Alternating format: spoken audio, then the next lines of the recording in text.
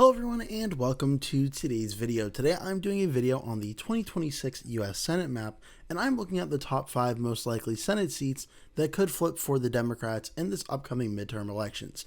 So obviously, just to make this clear at the start of the video, I'm only doing the seats that are most likely to flip for the Democrats. So 2 Senate seats we often talk about in these videos, like Georgia, Michigan, and you can also throw New Hampshire into that list, I'm not going to be discussing in this video, as those are currently held by the Democrats. So if you want to see me talk more about that, those states and those Senate races, they're going to be in a video about possible Republican flips for 2026.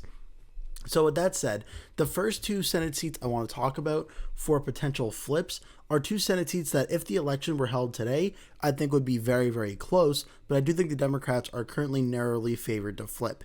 And these are the Senate races in North Carolina and the state of Maine. So first we're going to start with North Carolina.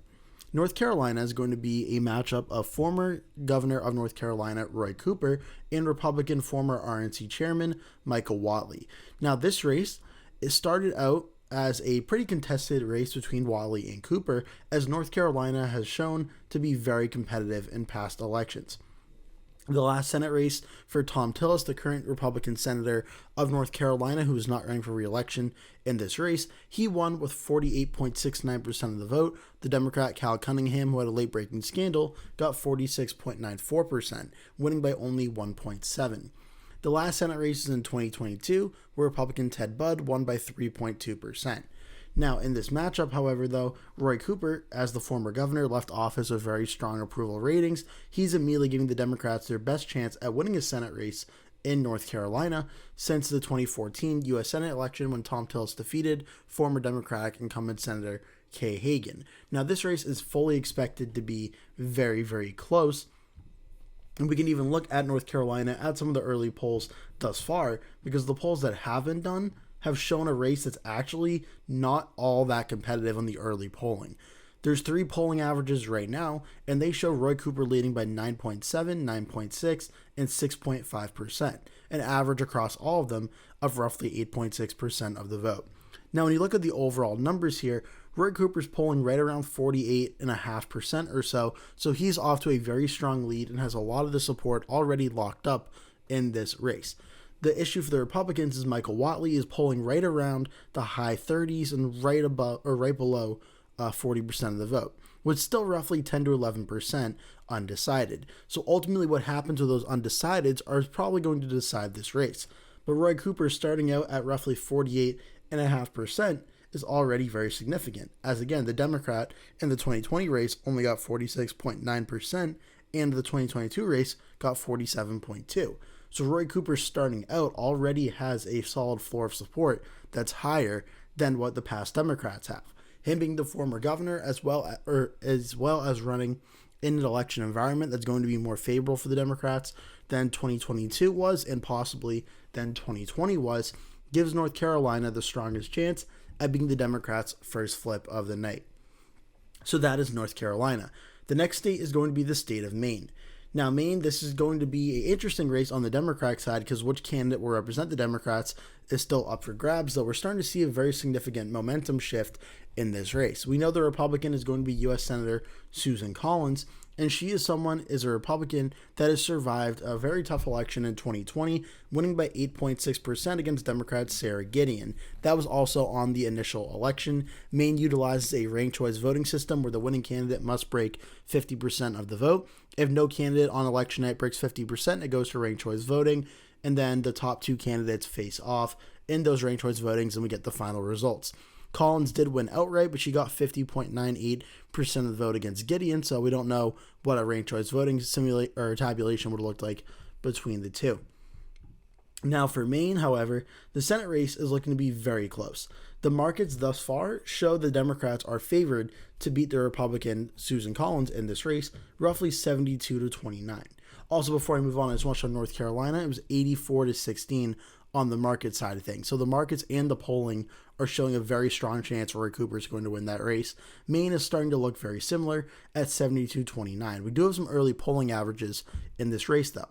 For Susan Collins versus Janet Mills, Mills is the current Democratic governor and candidate for Senate on the Democratic side, it's a tied race. Susan Collins at 43.8, Janet Mills 43.4. Very, very close. Collins with a very narrow lead, but essentially a tied race that the Democrats probably are feeling very good about. Now, for Susan Collins versus Graham Plattner, it's an even larger lead for the Democrats in this one. Graham Plattner's at 47.1%, Susan Collins at 40.6%. So the Democrats starting out with a massive lead in this race. Now, it does need to be worth noted that at 47.1%, Graham Plattner is under 50%, and if this happened on election night, it would go to ranked choice voting since no candidate breaks 50%. Does that mean Susan Collins would automatically win because Plattner does not break 50%? No, we have to wait and see how the ranked choice voting goes. Plattner may very well win it, but it is significant that Plattner's not breaking 50% in most of the polls thus far. Seeing as in the polls in 2020, Susan Collins was significantly losing to Sarah Gideon, but then ultimately winning on election night. Will that happen again for sure in 2026? No, because this is a different election environment. Susan Collins' popularity is lower than it was in 2020, and the Democrats seem to be more motivated at getting this race this time around. But I just want to make that point known for sure going into this race. So Plattner's at 47.1, Collins is at 40.6. In terms of the Democratic primary in this race, it actually looks like Graham Plattner is starting to open up a pretty solid lead against Janet Mills. It's been very competitive for a little while now, but Plattner was leading by about 12 points. Three most recent polls, including one from Emerson College, that Plattner is leading Mills by anywhere from 25 to 30 points or so. Looks like Plattner is going to win this primary, and right now, Maine, given its voting history at the presidential level and mostly at the Senate level, aside from Susan Collins, is looking like it could be a Democratic flip on election night in 2026. So that's where Maine currently stands on the Senate map. So if you're asking me what I think the two most likely Republican seats that'll flip to the Democrats are on election night, I think it starts with North Carolina and Maine as the two that I think are most likely. Now, the next tier are two seats that Republicans currently hold, but I think we could see possibly the Democrats win, and those would be Ohio and Alaska. Now, these are ones I think Republicans are slightly favored in, but there's a real possibility the Democrats could pull off an upset here if everything goes their way. First, we're going to start with Ohio. Ohio, this is going to be former U.S. Senator Sherrod Brown taking on Republican incumbent John Husted. Now, this is the seat that used to belong to J.D. Vance, that obviously Vance had to vacate once he became vice president of the United States. As for the markets in this race, the Democrats actually, Sherrod Brown has taken the lead after John Husted's been leading for pretty much all of 2025 and the early parts of 2026. Right around the end of February, we saw the markets get essentially tied. Now Sherrod Brown's leading 59.5 to 42.3. On the polling side of things, again, it is a complete dead heat. Sherrod Brown, 46.8%, John Husted, 46.7%. And the most recent polls, Qantas Insight had Husted up 1. On Message has Brown up 2. EMC has Brown plus 4. Emerson College from back in December has Husted plus 2.5. This is going to be an absolutely bitterly close race going down to Election Day, and it's going to be one that's certainly going to be very closely watched throughout the election. When we look at Ohio recently on the election side of things, the J.D. Vance race in 2022, which is what this seat was won by Vance over Tim Ryan by 6.1%. Now, the last race in 2024 was won by Bernie Moreno, defeating incumbent Sherrod Brown by 3.6%. However, 2024 was more of a red election environment than 2026 is going to be. So it's going to be very interesting. An incumbent Republican senator in the state of Ohio, which in the Donald Trump era, Ohio has been more of a likely Republican state than a toss-up state at the presidential level, but at the Senate level, it's been pretty competitive every single time that it's been up in the Donald Trump era. And now in 2026, depending on how the president and the Republicans are polling, this could be a state that the Democrats, in their very good night scenario, could potentially pull off an upset and win the state of Ohio. So Ohio, I think, would be the third most likely state to flip in this scenario. The only issue is Ohio, as I mentioned, the presidential level, is more of a likely red state. But Sherrod Brown, being the Democratic candidate who just lost a very close election in 2024 in a stronger Democratic election environment, gives the Democrats a real chance in the state of Ohio. Now we can look at the state of Alaska, where Alaska, the Democrats got very lucky with the former U.S. Representative Mary Peltola, who just lost a very narrow election in 2024 for U.S. House against Nick Begich by around 2 points. announced she was running for U.S. Senate. Now, at the time when she first announced, many political pundits thought that she wouldn't really have a chance in this race, and that the U.S. Senate race between U.S. Republican Senator Dan Sullivan was probably not going to be too close. But similarly to the Ohio race, as time went on, it became less and less Republican solid right around the end of February, and now the markets have narrowly jumped, with Mary Peltola now slightly favored to win against Dan Sullivan in this race. We can also look here at the early polling that's been done thus far in the Senate race in Alaska, and the early polls have shown good news for Mary Peltola. The race to White House average has Peltola currently leading by 3.4%. And the last time that Peltola lost to Dan Sullivan in a head-to-head poll, you have to go back to July 29th and August 1st of 2025. Now, again, look at the numbers. There's 48.1% for Peltola, 44.7% for Dan Sullivan, with still 7.2% undecided. So it's important to mention that Peltola is not breaking 50% yet on the averages, and there's a good amount of undecided support. But with the incumbent Republican senator only polling at 44.7% of the vote, and Peltola, the challenger, already starting out at 48.1%, this at very least gives the Democrats a very strong, realistic chance at winning this Senate seat. It does help Peltola as a Democrat that's potentially uniquely qualified to win the state of Alaska, and has done very well in her campaigns for both Congress in 2022 and 2024, and now seeming to be doing well in her U.S. Senate run in 2026. She's a Democrat that's uniquely qualified at winning the state of Alaska. So ultimately how this goes in 2026 is going to be very competitive, but if you're talking about a Senate seat that I think is the most likely to flip to the Democrats, Alaska has to be included in the top 5, as Mary Peltola is currently leading in the polls. She's leading in the prediction markets, and all things considered, she's off to a very strong start in this attempt to flip a Republican Senate seat in Alaska to the Democrats. So those are the top 4 of the Senate seats that I have for the Democrats to flip in 2025 or in 2026 if they're going to do so. Number 5 is it comes down to 3 potential Senate seats. Those are Iowa, Nebraska, and Texas. Now, Iowa and Nebraska are not really, they're competitive, but they're not really too competitive, if that makes sense. Nebraska, this is U.S. Senator Pete Ricketts facing off against independent Dan Osborne. The reason this race is getting a lot of buzz is Dan Osborne just lost to the Republican Deb Fischer by under 7 points in 2024. It was very much a shocker at how close that race ended up being. But still, the odds on this one seems like the Republicans are going to hold on. Iowa, there's a little bit of a similar situation, though at 62-40, the markets are starting to narrow up. But with Joni Ernst not running for re-election, Ashley Hinton, the Republican representative, being the candidate, it's looking like Republicans are probably going to hold on in Iowa as well. It's not impossible that Iowa and Nebraska get more competitive, but as of right now, it doesn't look like the Democrats are going to be able to flip those, even sort of in a really good scenario for them. So the Senate race that I would think would be the Democrats' 5th most likely flip is the state of Texas. Now, that might sound a little weird hearing Texas being a potential Democratic flip, but when you look at the state, in 2024, Ted Cruz won the state by 8.5% against Colin Allred. John Cornyn won his Senate race in 2020 by 9.6%, but there's a few factors going on. Number 1, this wouldn't be the first time in the last 10 years that the Democrats had a close Senate race. Ted Cruz won by less than 3 points in the 2018 U.S. Senate race in the Donald Trump presidential first midterm.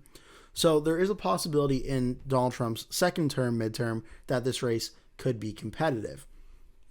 Now, another thing that's probably giving the Democrats the most optimism here is that James Tallarico seems to be a very strong candidate for the Democrats in this Texas Senate race, and the Republican primary is really, really not giving the Republicans any help here in this scenario. The race is still undecided between Ken Paxton, the Republican Attorney General, and John Cornyn, the incumbent U.S. Senator, with the most recent polling data showing Ken Paxton leading John Cornyn by a little bit under 5 points at this current point in time. Now, this gives the Democrats a little bit of an added boost, as given Ken Paxton's past scandals, including having impeachment articles filed against him in the Texas, I believe it's Senate and Texas House of Representatives, there are a lot of Republicans in Texas and a lot of independents in Texas especially that are not fans of Paxton, that even though the very strong MAGA wing of the party is more united behind Ken Paxton than they are behind John Cornyn, a lot of the more moderate Republicans and independents do not like Paxton as much.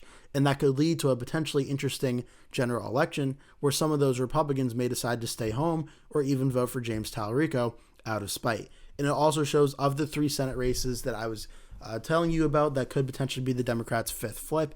It is the most competitive on the prediction market odds as well, with the Republicans at 57 and James Tallarico at 43. So the Republicans are still favored in this race as of today, but of the three Senate races, Texas seems to be the one that's most up for grabs. As for the general election in the potential polling, when it comes to John Cornyn versus James Tallarico, Cornyn's leading most of the polls, including an Emerson poll from January 10th and a University of Houston YouGov poll from January 20th through 31st, but it's only about a 1-point lead. In this one, and the Emerson was about a 3-point lead. The two most recent polls from Democratic-aligned pollsters on behalf of James Tallarico's campaign and the Senate Majority PAC, which supports the Democrats, show a very close race that Tallarico is narrowly leading. For Ken Paxton versus James Tallarico, Tallarico is leading in both of those Democratic polls as well, but the University of Houston YouGov poll is only a 2-point lead for Paxton in a tied race in the Emerson poll. So it seems in this scenario, the best case for the Democrats is if Ken Paxton becomes the Republican nominee, in which case the general election, Republicans are still slightly favored, but it becomes a very, very close race of either 3-point Republican lead or under, and even possibly a Democratic lead depending on the poll you're looking at. So I don't think when everything is said and done, Texas ultimately flips to the Democrats, but if you're looking at the Senate seat that's most likely to go blue, I think Texas is the fifth one right now. So looking at the 2026 Senate map, just to wrap everything up, the 5 Senate seats I think the Democrats have the most realistic chance at winning in 2026 from the Republicans include North Carolina, Maine, Ohio, Alaska, and Texas. With 2 other states in Nebraska and Iowa, Democrats would love to try and make competitive and get those states as well. Now, obviously, we're in April of 2026. The elections in the general are not until November, so a lot of things can change. We'll get a lot of polling data and prediction market data from now to November, and it's possible that all these 5 Senate races end up going to the Democrats on Election Day. It's possible they may even go Democratic by even larger margins. Of course, it's politics. You can't rule anything out. It's possible none of them go to the Democrats. Obviously, we'll have to wait and see how everything develops over the next few months, but if I had to make my bet now, of which of these 5 seats, if any of these 5 seats are going to flip from Republican and Democrat, these are the 5 that I would bet on happening. But I want to hear what you think. Leave all your thoughts in the comment section down below. What do you think of the 5 most likely Republican seats to flip to the Democrats? I do have a plan to do the most likely ones for the Republicans to flip. I don't know if it's going to be 5 because the way the map is currently shaping out, Republicans don't really have 5 pickup opportunities. I can conceivably see the Republicans having 3, really 4 if you're pushing it, but realistically, it's more like they only have 3, but I am planning to do a video like that in the future as well. Leave all your thoughts in the comment section down below. Thank you so much for watching and hope to see you in a future video.